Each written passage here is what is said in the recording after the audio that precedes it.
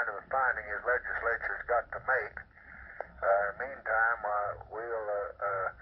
I've talked to the Attorney General. I told him I'd called early this morning and told you because they have to move from California, you see. They won't do any good tonight. Well, That's why hope to get him in tonight if we can. Well, Ramsey tonight. he's right here at the Department of Justice, and I'll switch you over there now, and you can talk to him. But the governor has to, you know the finding they have to make. They have to make a finding in the state that you've used all your guard, that you've used all your facilities, that you're unable to take care of the situation, and therefore you ask for federal troops. Then he has to make a finding for the president. The president has to issue an order.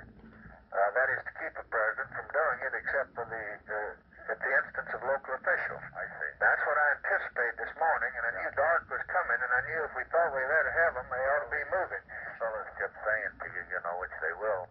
But now, we had a meeting. That's what they did to me all day yesterday, and I just cried. I ate my fingernails off, and I finally ordered them in on my own while the mayor couldn't make up his mind. And we got them in, but they got big headlines here today. Here's too little, too late, question mark.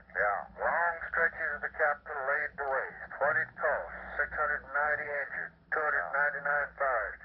So what we'll do is we will have Governor Shapiro call Ramsey, and I'll have Ramsey alert to the call. He'll be waiting for it.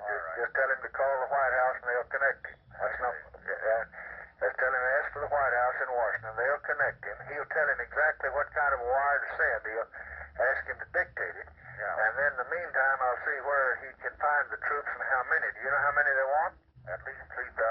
Yeah, well, you better say 5. I think we need 5. I would tell him what you do, and we'll be right back to you.